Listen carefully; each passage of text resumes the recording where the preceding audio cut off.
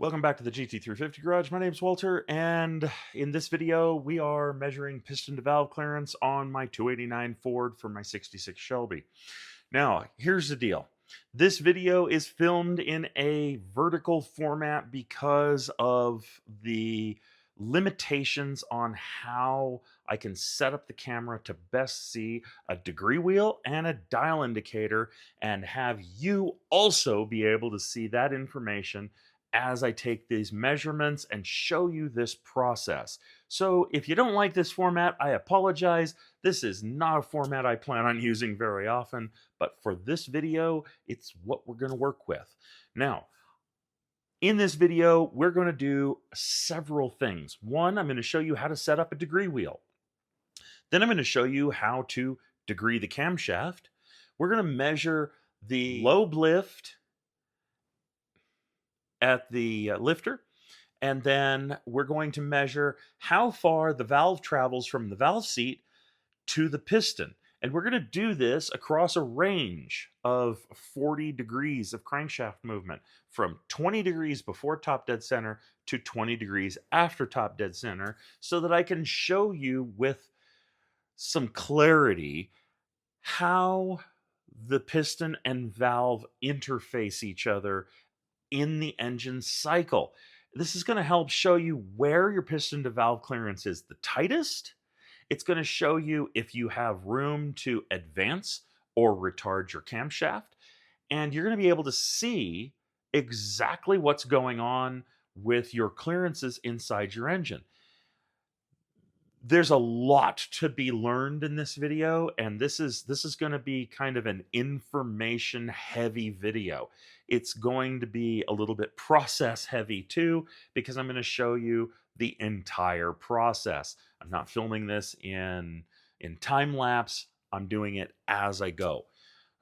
So I hope that this video really kind of resonates with you guys that are trying to build engines on your own and you want to learn some real actual engine building techniques. You don't need super expensive tools. You can get away with a dial indicator and magnetic base that you might spend $40 or $50 on. It doesn't have to be the fanciest tools. You don't need a fancy degree wheel. You don't need fancy anything for this. I would recommend you get a 12 to 14 inch degree wheel. The bigger the degree wheel, the better. Okay, but buy what you can afford in your budget and use it. Okay. I'm going to show you basically the entire process. I'm going to explain to you how the clearances stack up, and then I'm going to show you what the end results are. So stick with me through the video, and I think you're going to learn a lot in this one. It's going to be a good video, and I'm actually really happy to be doing this one because this is something that I've personally used for over 30 years now to determine if a camshaft is suitable to a particular cylinder head and piston combination. This is a genuinely good process. Now, let's do a little housekeeping, so to speak. I want to thank my subscribers. You guys are awesome. There's a lot of you. We're pushing 7,000 now. I'm shocked. The viewers that are watching my videos, thank you guys. If you're not a subscriber and you want to see more content like this, hit that subscribe button, okay? If you guys like the videos, give it a thumbs up. It helps the video get out there in the algorithm, and I've not seen anyone do this process the way I do it on the YouTube platform or any other social media for that matter. So this is something that a lot of you guys can really learn a lot from. And in that vein, I hope if you find this really interesting and useful, you'll share it, because this is something that could be a real game changer, especially for up and coming engine builders who are really truly looking to develop their skills and understand the clearance issues that you face when you're building an engine. You're putting big camshafts, and in this particular case, milling the cylinder heads and decking the block and running a dome piston, and all of the things that are going on in this engine. I mean, just for a quick rundown, this block is decked to 8190. Stock it was 8.208. This block is the pistons are sitting at TDC. They're sitting at the deck in the block, so they're even with the deck. The heads were shipped from TrickFlow with a 56cc combustion chamber, and I milled them 66 thousandths of an inch to reduce the combustion chambers all the way to 46 cc's. That's 66 thousandths. I moved the valve closer to the piston. When I decked the block and we took 18 thousandths off of this block, that's 18 thousandths. I moved the piston and the valve closer together. So just those two right there, we're talking 84 thousandths that we took out of our available piston to valve clearance from making modifications to increase the compression. We can play around with the head gasket. We're going to talk about that a little bit in the video, and then we're going to get into the nitty-gritty of how to do this process. So stick around, watch the whole thing, and you're going to learn something. With that, let's get started. All right, so we're set up to check piston to valve clearance and degree the cam. And with that, we're going to start by making sure the degree wheel is set up correctly. So I have the piston at its highest point in the bore, and I have the dial indicator zeroed. I also have the degree wheel set to 0. So what we're going to do is we're going to move this until it goes 2.5 times around. So we're going to move this around. So here we go. 1, 2, and there's 1/4 of an inch of travel. At 1/4 of an inch of travel, we are at 30.5 degrees. So we're going to take this thing around the opposite direction now. We're going to go clockwise, and we're going to come back to 0, at which point we are at 0. And we're going to keep coming around. 1, 2, and a half. And we are at 30.5 degrees. So what this tells us is the degree wheel is set up spot on at top dead center. Now, if it was off, what we would do is we would take whatever the first reading was and the second reading, we'd add them together, divide them in half, and while the crankshaft is in this position, we would move the wheel to that reading. So let's say we had 35 and 25, right? We know we're off by 10, so we would move the wheel to 30, if that makes sense. So you can do this with a piston stop. You can have a plate across here and put a bolt in it, thread the bolt down, and use the bolt as a piston stop. You can use a piston stop in the head, however you want to do that. This with the degree, with the dial indicator, is also a valid way of doing this, and you can see that we are at 30.5 after top dead center. If we come back around, there's our 1/4 of an inch. We're at TDC, and now 100, 200, 250. We are at 30.5 before TDC. So we're spot on. There's no monkeying with this at this point. We're spot on. So on to the next thing. Okay, so the way we set this up is we're going to measure the intake lobe lift, then we'll put a head gasket on it, put a head on it, measure the free drop. We'll subtract any difference between the uncompressed head gasket and the compressed head gasket thickness.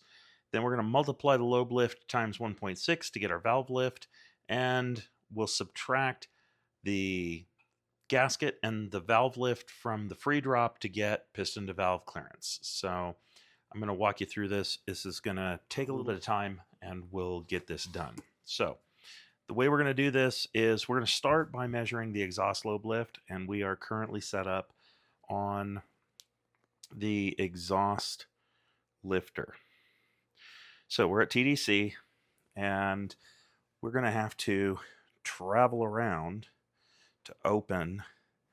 And I should note that I've got the cam specs here. Our exhaust valve opens at 78 degrees before bottom dead center.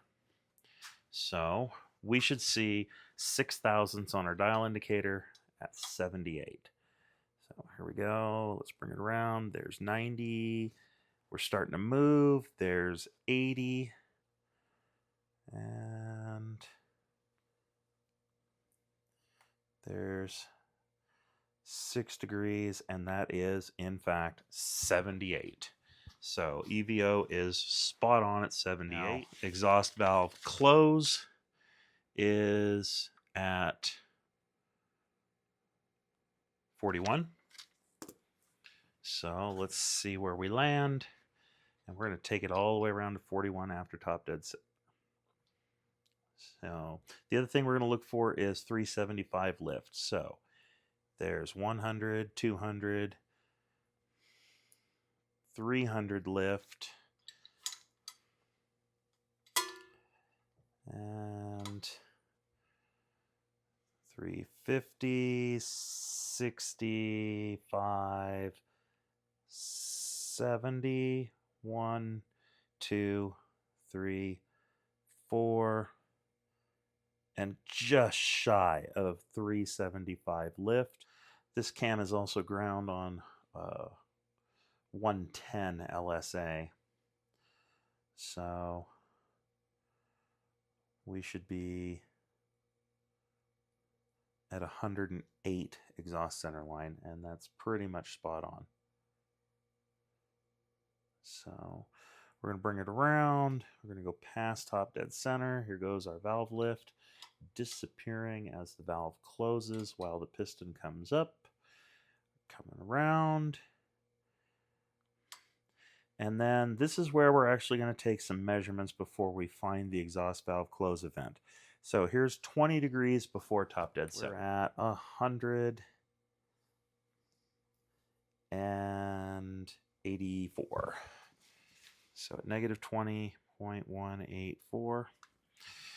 Now we're going to do this in 5-degree increments. So 15, we're at 163.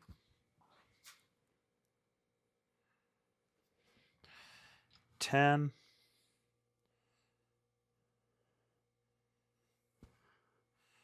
we're at 141. 5, 121.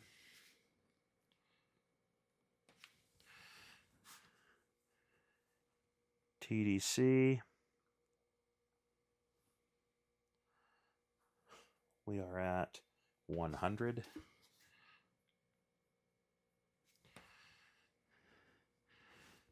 5, we're at 81.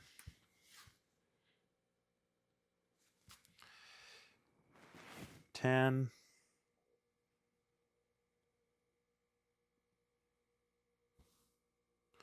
64.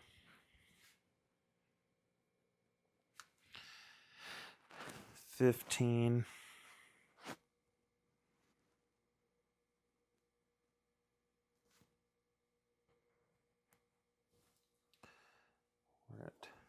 48. And 20.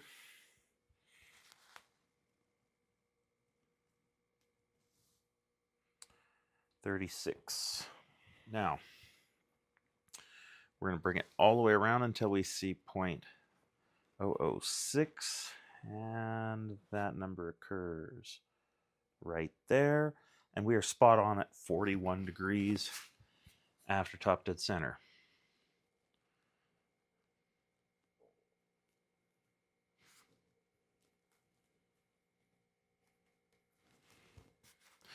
So our exhaust is done. Now the next step is we're going to bring this around, and what we're going to do is we're going to back this up, and we're going to come back around to a point where we know our intake valve won't be open. So we're going to go to 90 degrees before top dead center. We know our intake valve's not open there, and at this point all we're going to do is we're going to move our dial indicator. Again, we're going to set it up on the lifter body.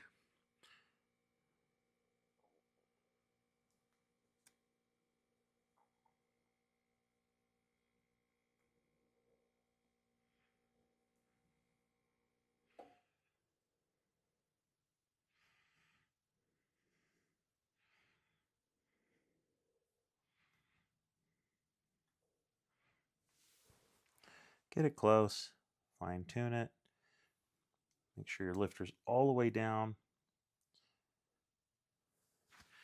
We're at 0. So now,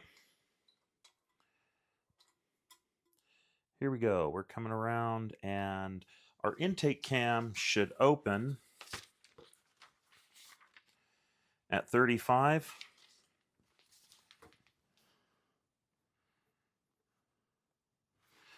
So let's see. All right, we're looking for 6 thousandths on that dial indicator. 4, 5, 6, and that looks like 35.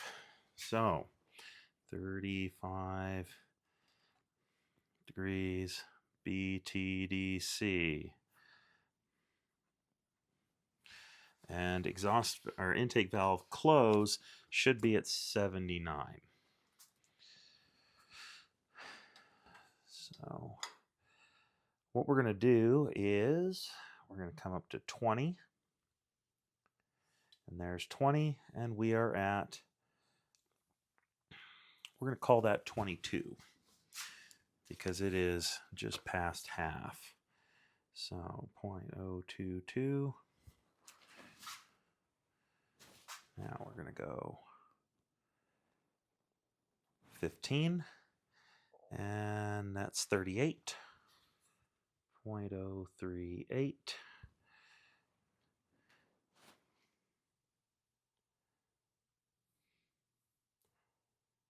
10, 50, 0.050, 5, 66, 0.066, TDC, get it right on there, 84, 0.084, 5, 103, 0.103, 10,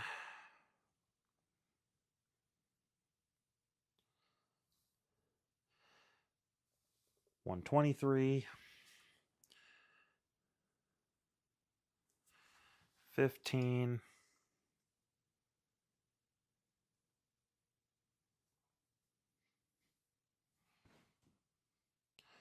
144, and 20.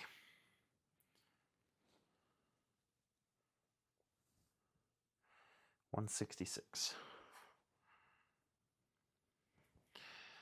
All right, so the next step is measuring how far the piston drops to the head. Oh, let's check intake valve opening. I'm sorry, closing. So let's see. Oh, and we're 360 lift. So there's 0. 1, 2, 3. Bring it around. 340, 55, 6, 7, 8, 9, 360. And it hangs there. So you cannot trust using peak lift on a roller profile to figure out where your intake center line is. You have to go by either the 6,000ths numbers or the 50,000ths numbers with the head installed. Do not try and go off of peak lift. Okay, it'll get you in the ballpark, but it won't tell you exactly where the intake center line is. Okay, and the intake center line on this particular cam is actually at 112. All right, so there's our 360 lift. So we're good there. Now we're going to start dropping out of that.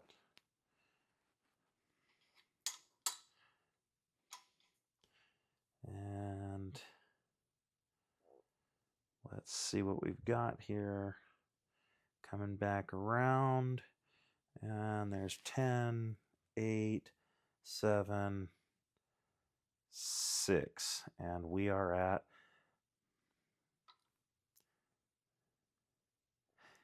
81 degrees. So IVC is 81 degrees. A, B, D, C. All right.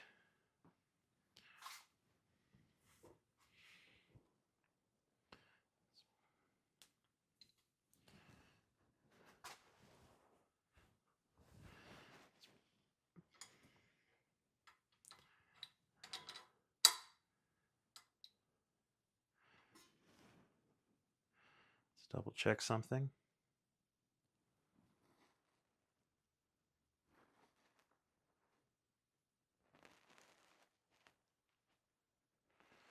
There's 0.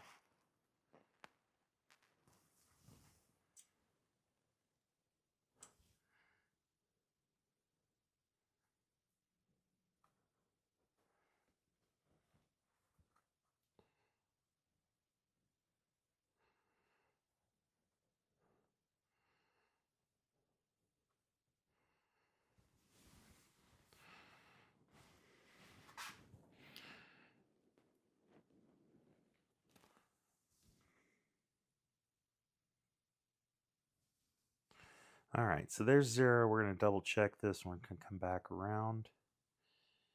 And we're looking for 6,000ths. Oh, that's better. 78.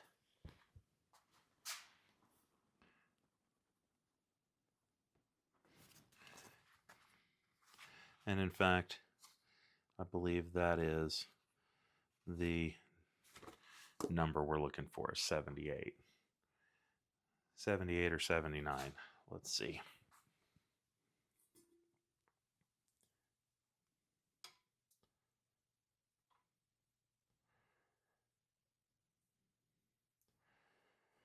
No, that's 79.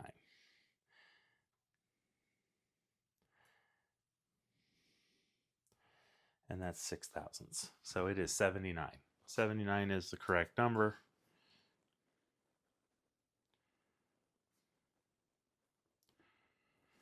Okay. Sometimes you have to measure twice to get the right number. Don't be afraid to measure twice.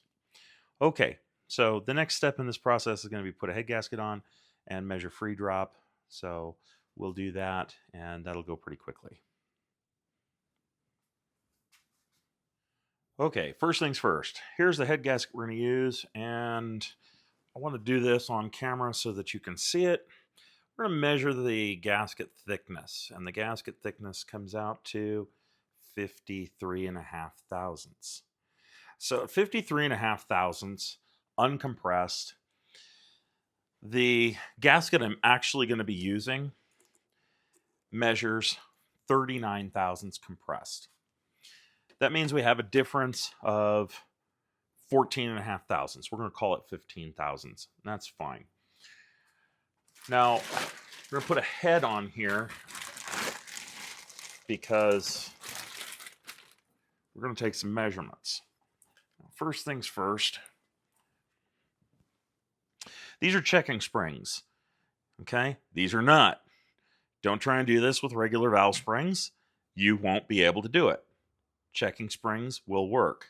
Checking springs allow me to very easily check how far the valve moves until it comes into contact with the piston, either valve, intake or exhaust. So what we're measuring in this particular case is called free drop. Free drop is the distance from the seat in the head until it comes down and touches the piston. Okay? So let me put the cylinder head on.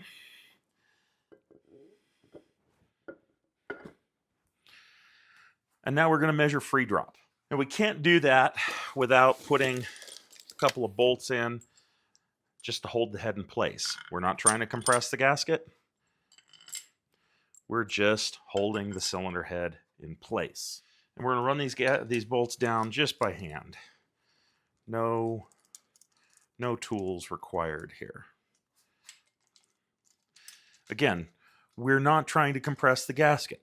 If we were worried about precision, I'd either use a 39,000 shim or a pre-compressed head gasket, but it's really not that important to the overall process. All we want to do is make sure that as we're taking these measurements, we have a clear understanding of where we're at. Okay, so let's talk about what we've got set up here. We have a gasket. It's just held down. The bolts are just tightened with a socket by hand. We're not crushing the gasket. So our gasket's 15 thousandths thicker than the compressed thickness of the final gasket we're going to use. We understand that. That gives us 15 thousandths more clearance than we would have with the final gasket installed. Now, the magnetic base is sitting on the guide plate. The guide plate's held on the number 2 intake stud location. We'll move it to the number 1 exhaust stud so that we can measure number 1 intake here in a minute. But what I want to explain is free drop. Free drop means how far can the valve go from the seat until it hits the piston. And in this particular case, it's going to go 1, 2, 3, 14, right? We got 15 thousandths of head gasket built into that, so we're actually at 299. So our free drop, we're going to measure that. We're not going to calculate the gasket clearance in on every one of these. We're going to subtract that later because it's just too much work to do it as we go. So here we go. Let's start by going to 20 degrees before top dead center. And that would be right there. So now we're going to measure our free drop, and we've got 1, 2, 3, 4, and that is 424. So 0.424. Now to 15, just like we did with our cam. Measure it again. 1, 2, 3, 76.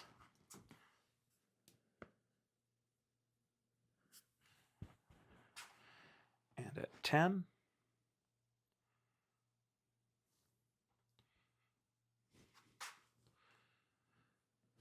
1, 2, 3,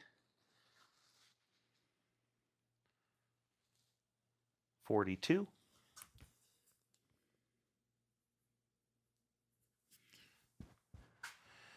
At 5,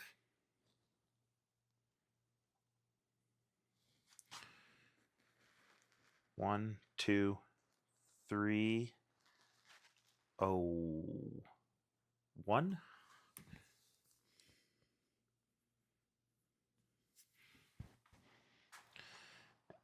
TDC.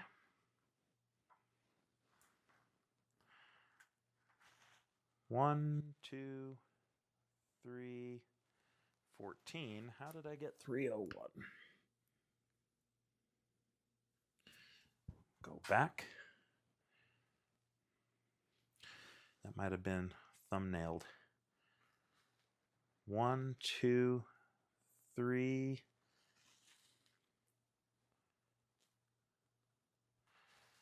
There we go. Get the thumbnail out of the way. 320.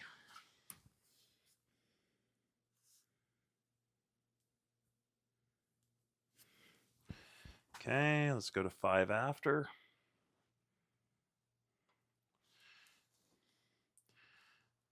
1, 2, 3, 20.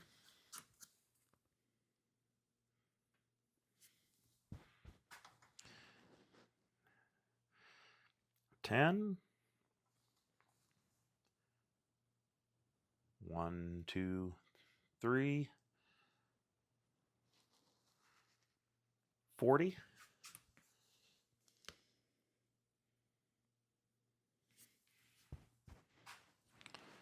And that could be just a small change in the position of the crankshaft.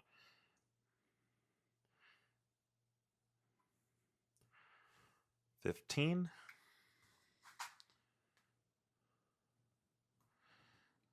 2, 3.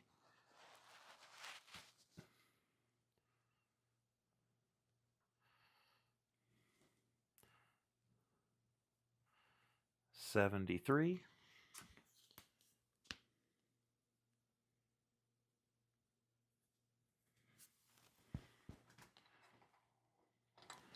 And 20.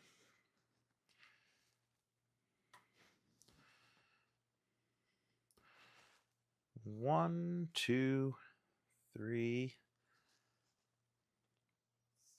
4, 19.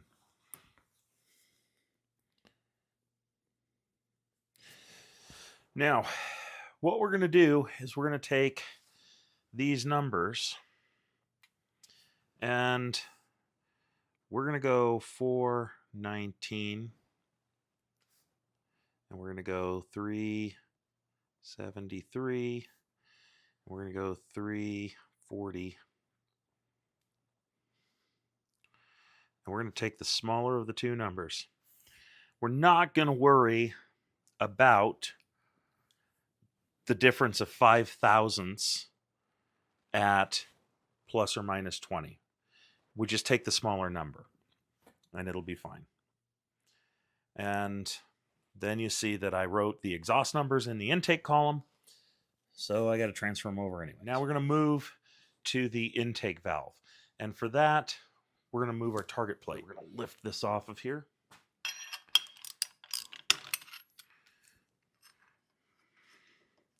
Move the guide plate.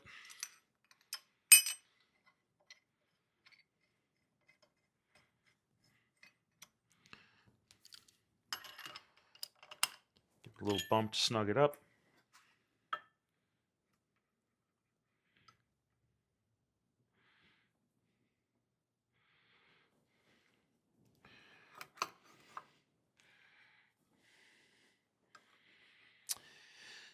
And then we're just going to take this, loosen it up, get us about in the ballpark.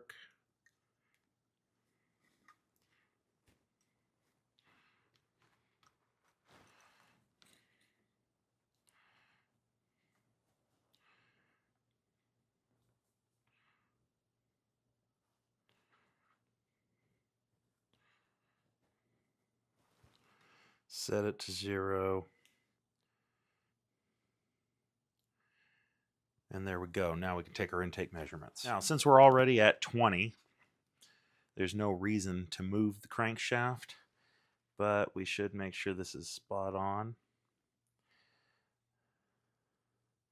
And right now it is. So at 20 after, we got 1, 2, 3, and that is 370. So now let's take this thing back to 15. 1, 2, 3, 13.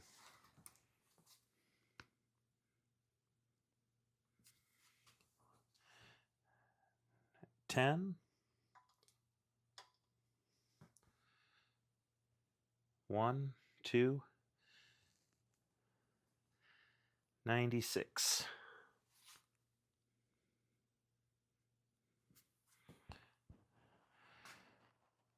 And 5,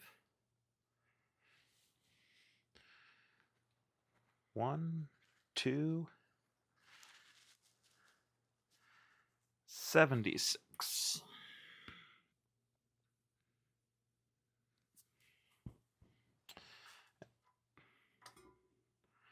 TDC,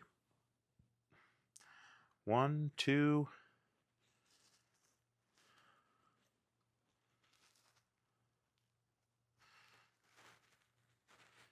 see, that would be 270.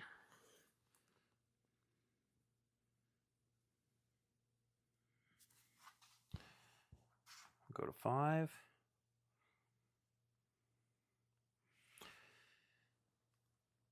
1, 2,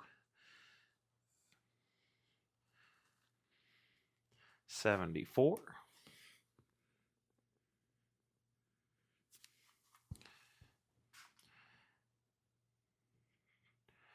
10, 1, 2,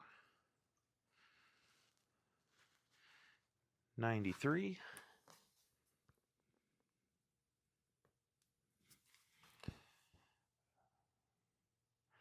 15, 1, 2, 3, 26.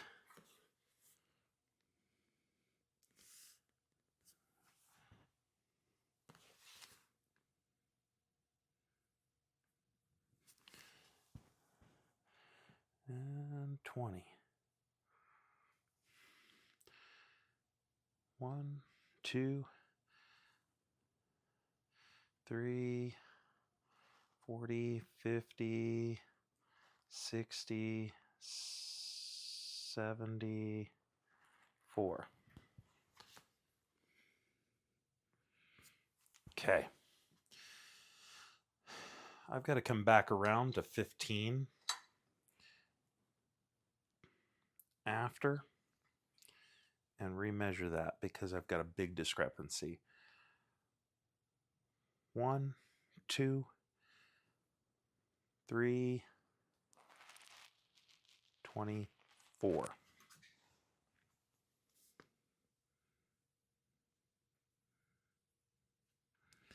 Okay. All right. So here's our adjusted numbers. 370 is the smallest, 324, 296, but we actually ended up at 293, 276, that's 274, 274,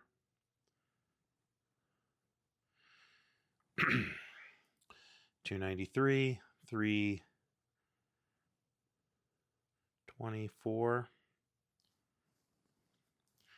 and 370. Again, we take the smallest number from either side because that gives us an extra little margin of safety. It might only be a couple of thousandths, and that's usually all it is. But if we go with the smallest number, we know we're not giving ourselves clearance at anything. We're taking clearance away. All right, so that's how we measure the free drop for the valve. And again, this is just how far does the valve travel from the seat until it comes into contact with the piston. Now, we've got some math to do. All right, so the math is done behind me. Let's break this down. We're going to start with the exhaust side first. On the exhaust side, we have our free drop less the 15 thousandths head gasket clearance. And so it's already been adjusted for the difference of the head gasket. And then we have our valve lift. So we're going to subtract our valve lift from a free drop. 404 less 295 is 109. 358 less 261 is 103. 325 less 226 is 99. That is our tightest clearance. 305 less 194 is 109. And then we go 139, 175, 222, 281, 366. And the clearance is just fine. Once we get past top dead center, everything's cool. The only place we have to worry with our exhaust valve is the 20 degrees before top dead center. That's where we're concerned, okay? Now, if I advance the cam, these numbers go up, okay? So these numbers will get better if I advance the cam. All right, I want to make that very clear.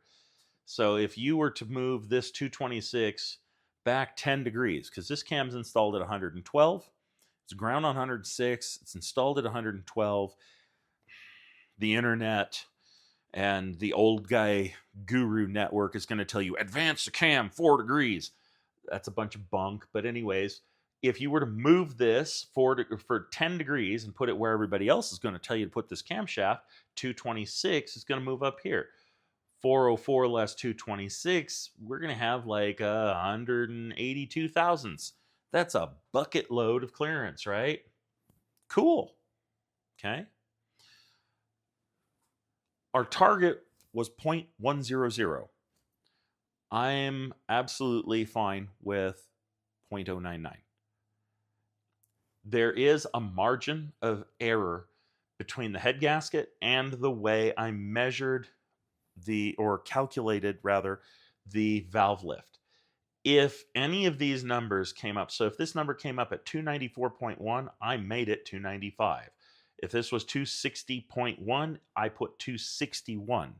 So there is a small margin of safety built into the valve lift numbers. There's a small margin of safety in the head gasket thickness. So as we're doing this, we have between 0.5 thousandth and 1.4 thousandths built in margin of safety. Am I okay with 99? I'm 100% okay with 99. It is so close to 0.100 with the margin of safety built in that I'm going to run it. Okay. Now, again, this is from before top dead center through top dead center to after top dead center. Now, let's look at the intake side, because the intake side is where things are always tighter. So again, free drop, adjusted for the head gasket. Here's our calculated numbers. 355 less 36 thousandths lift at 20 before top dead center is 319. At 15 before, 248, 10, 198, 5, 153. At TDC, we are at 120 thousandths piston to valve clearance. Now, this is where the big mistake happens, okay? And I do mean the big mistake. Piston to valve clearance is not the tightest at TDC. It is tightest after TDC.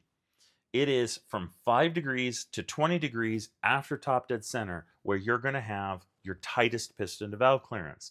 And here's the numbers to prove it. So 5 after 259 less 165 is 96 thousandths. 78, 197, 81 thousandths. 309 less 231, 78 thousandths. 355 less 266 is 89 thousandths. So in this range, we are under 100 thousandths, under 0.100, from 5 to 20. Okay? And we are tightest at 15 after top dead center. So this valve is accelerating faster than the piston all the way to 15 degrees after top dead center. And it's not until we hit 20 degrees after top dead center that the piston starts pulling away from the valve. Now, like I said on the exhaust, this camshaft is installed 6 degrees retarded. Our intake center line is 112.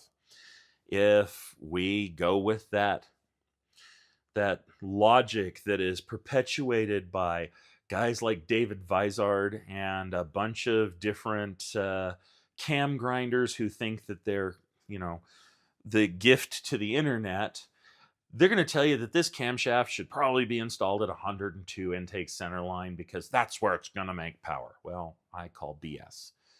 Now, if you were to put this camshaft in at 102, that's going to move this 266 10 degrees because we're at 12 right here. So if we move 10 degrees, we're at 112 lobe center line.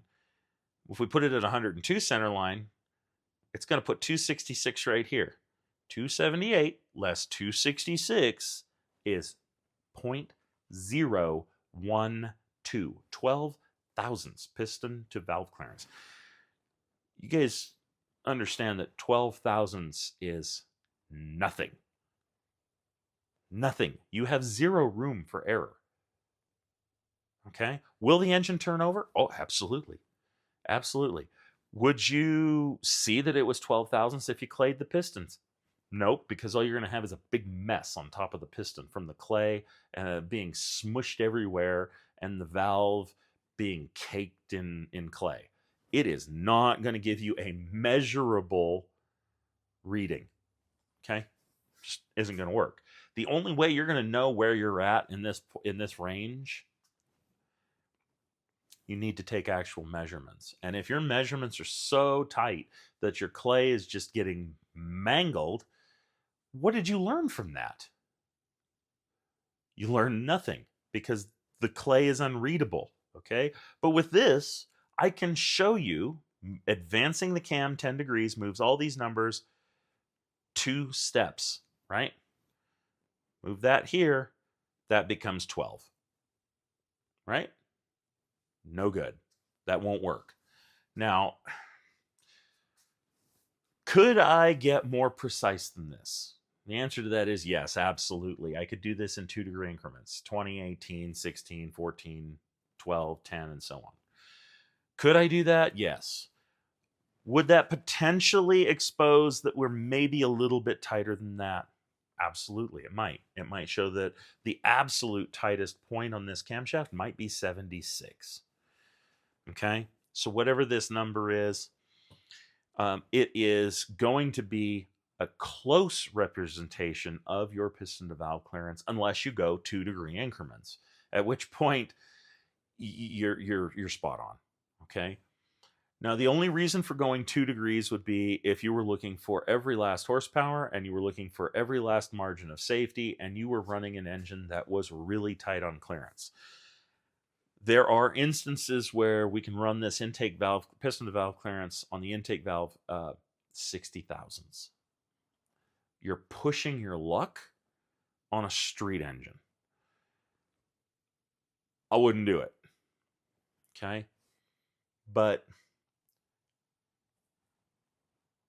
78 instead of 80, especially knowing I have a half a thou here and I have up to 9/10 of a thou here. That means that could potentially be 79.4, okay, or 0.0794, right? Is that close enough to 80 to call it good? Sure. If that number gets a little bit tighter before it gets bigger, say at 16 degrees, or maybe it was a little bit tighter at 14 or even 13, could I be as tight as 76? I could. But at this point, I'm not worried about 2 thousandths. And there's no way it's going to be more than 2 thousandths tighter. So very much confident that this number is absolutely acceptable. And I'm going to run it. Now, some of you guys are going to want to know, how big is this camshaft? Well, the intake at 50 is 242 and it's 576 lift. The exhaust at 50 is 248 and it's 600 lift. The cam is ground on 110 LSA. If that LSA was widened up to 112, it would allow the exhaust to stay at 99 and we could retard the intake 2 degrees more, and that would potentially give us our 80 thousandths number that we were looking for there. Okay? But I wanted 110 LSA for this particular application. The other thing we can do is, this is calculated for a 39 thousandths head gasket. there's nothing to stop me from putting in a 40 or a 42 or a 45, other than a slight loss in compression. And I've calculated it out, even with a 45 thousandths gasket, if I was to run a Cometic 4030 bore 45 thousandths gasket, the compression ratio is still 12:1. So could I do that? Absolutely. Would that solve my clearance issues and make me super comfortable and super confident that I'm absolutely fine? Of course. Am I not comfortable at 78? I'm fine. 78 is going to be fine. I'm not worried about it at all. So I'm going to forge ahead and move forward as planned. So as far as this goes, this is where it's installed, and this is the build as it stands. I hope you can see that by mapping out the lobe and by mapping out the physical distance from the valve seat to the piston, we're able to get a very accurate representation, and as accurate as we want to go, to be honest. 1 degree, 2 degree, 5 degree, 10 degree is kind of iffy. Okay, I don't do less than 5 degree steps, but 1 degree, 2 degrees, that might be overkill. Okay, for most applications, the 5 degree steps perfect. This gives us the information that we need to know to be able to make an educated decision in the future on what camshaft we might want to put in. If this camshaft wasn't this big, if I was running a smaller camshaft, I could most certainly make a judgment to put in a bigger camshaft. Now, the other thing I have as an option is I milled the head 66 thousandths.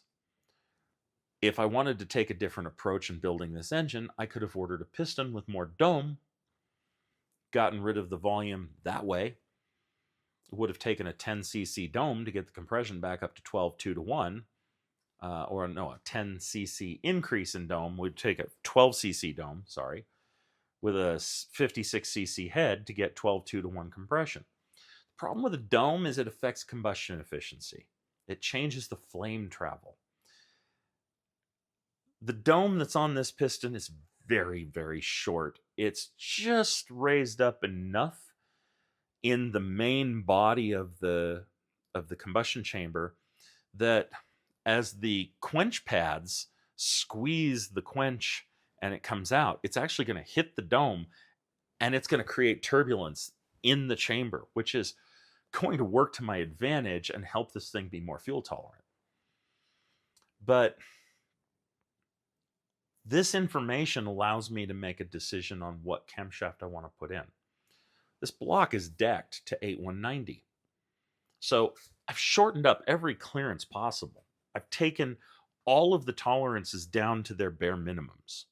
Okay, the heads are milled 66 thousandths. They're 46 cc's. The deck is at 8190. The pistons are right at the deck. My quench is going to be whatever the thickness of the head gasket is. These are important considerations when you're building the engine, when you're selecting a cam. All of this goes towards achieving the final end result. I had somebody the other day that wanted to crack on this build and said, there's no way you're going to make 480 horsepower. Well, I've got news for you. I hope you're watching this because this thing's going to make every bit of 480 horsepower. There's not a reason in the world why it won't. Okay? And I won't be surprised if it makes more. Not in the least. Especially not with all of the attention to detail that I'm putting into this build.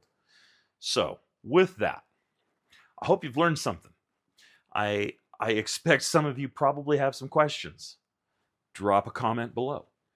If you liked this video, give it a thumbs up. If you're not a subscriber, hit that subscribe button. And if you think this will help somebody else, share it, because this is a method that I have not seen any engine builders really truly go into this level of detail in explaining how to examine piston to valve clearance. Okay. And for that reason alone, if you're trying to build a high performance engine, doesn't matter, Ford, GM, Mopar, AMC, if you're building a high performance engine, these are the steps that you need to be taking.